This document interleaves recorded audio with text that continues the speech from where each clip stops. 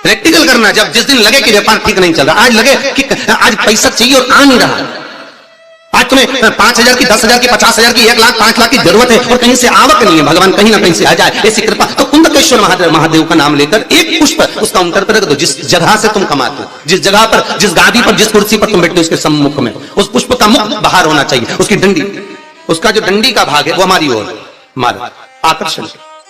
जैसे भगवान को जो फूल देते हैं, आपको मालूम होगा ना, भगवान को जो पुष्प देते हैं तो पुष्प का मुख कहां रखते हैं? भगवान की ओर। ठीक है, मतलब जैसे भगवान गोपाल जी बैठे हुए हैं तो भगवान को अगर आप पुष्प दोगे तो फूल का मुख किधर रखोगे? भगवान की ओर। डंडी का मुख किधर रखोगे? अपनी ओर। उसी तरह जब अपने कार्य की सिद्धता के लिए अपन कोई कार्य कर रहे हैं, किसी को देना है हमको, तो ये पुष्प का मुख बाहर की ओर रखना। हमको जब काउंटर पर रखे तो सम्मुख रखे कि इससे हमें कुछ प्राप्त हो। पर दुनिया के लोग उल्टा फूल चढ़ाते हैं भगवान को। तुम हमेशा देखना, शंकर जी के मंदिर में जाएंगे तो जो शिवलिंग होगा ना शंकर भगवान का, जितने पूजन करने वालों को देखोगे ना, ये शंकर जी का शिवलिंग, तो फूल कैसे चढ़ा के आएंगे? ऐसे जमा के आएंगे, डंडी भगवान की ओर कर देंगे, फूल अपनी ओर कर देंगे, ऐसे भगवान को चढ़ाएंगे। फूल का मुंह अपनी ओर, डंडी का मुंह तुम्हारी ओर, मतलब कांटे तुम्हें चुभे, हमें तो अच्छे। लोगों को पुष्प चढ़ाना भी नहीं आता।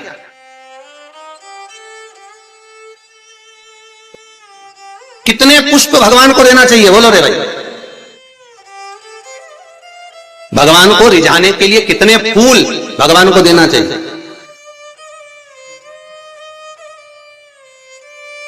बोलो तो, कितने पुष्प भगवान को समर्पित करना चाहिए? महाराज,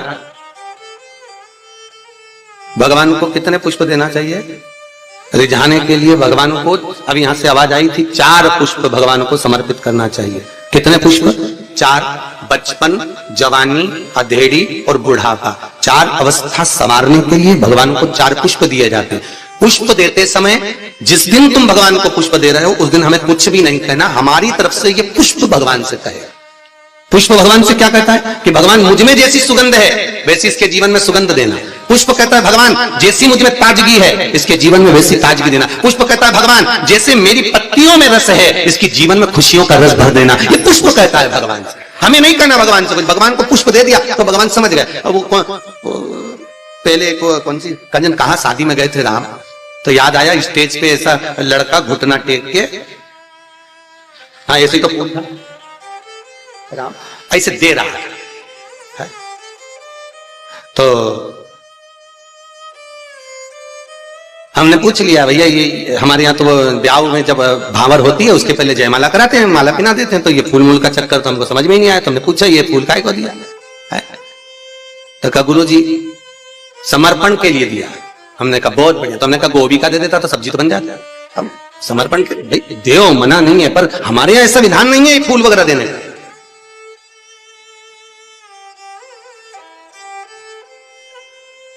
आप भले दुनिया के दिखावे के चक्कर में कुछ भी करो वो अलग बात है, पर हमारे शास्त्रों में ऐसा कोई प्रमाण नहीं कि पुष्प आप किसी संसारिक मनुष्य को दे। पुष्प अगर दिल से कुछ देना है तो वो भगवान को दो, भगवान को समर्पित करो।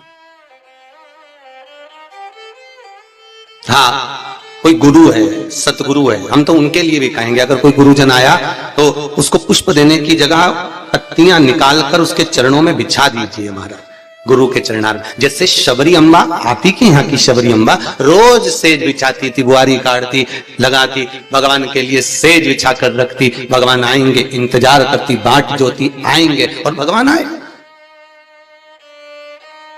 भगवान प्राप्त हुए।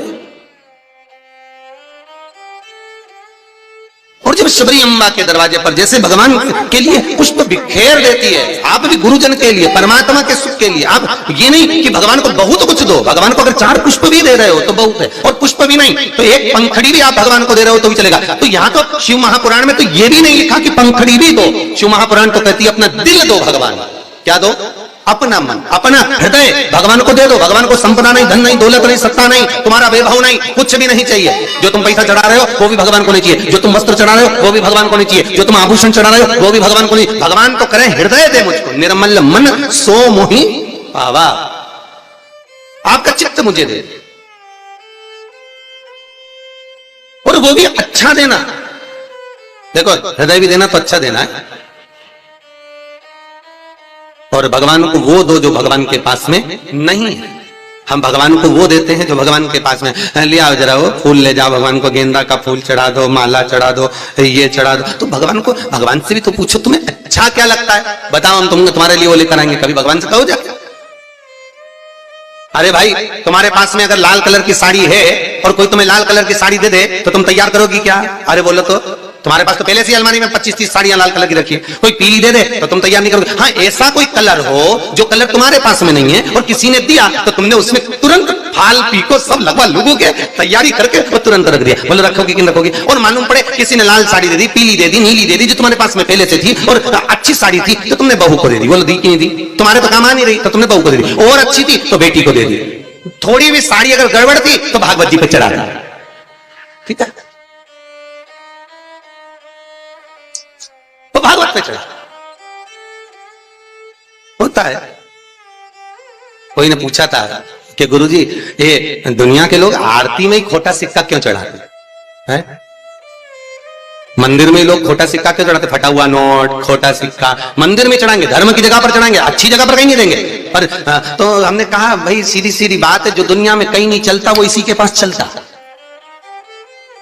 ये निभाता यही है जिसको सब ठुकरा दे, जिसको सब निकाल दे, जो कहीं ना चले वो महादेव के चरणों में चले। एक बार शंकर के पास पहुंच जा, खोटे सिक्के को भी चपटी भभूत में है खजाना कुबेर का। बताओ वो शमशान की भभूत कहीं चले? अरे बोलो तो कहीं नहीं चले। अगर कोई मुर्दा जलाने जाए तो घर आके नहाए, तो पत्नी करे बाहर बाल्टी रखिए नहा लो जा। और अगर ऐसे ही घुस जाए घर में फिर देखो तुम्हें तो अक्ल ही नहीं है, मुर्दा जला के आए हो, पूरी अक्ल वहीं पे छोड़ी आए के शमशान में। बाहर जाओ नहाओ, कपड़े भी वहीं छोड़ दो, वहीं गीले करो, जिस गाड़ी पर आए गाड़ी पर भी पानी डलवाओ, चप्पल भी गीली करो, मोबाइल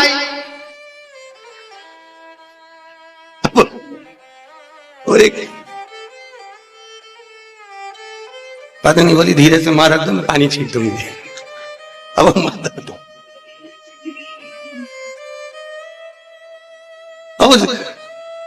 विचार करना, वो शमशान की राख कहीं नहीं चले पर एक ही को चले। किसको?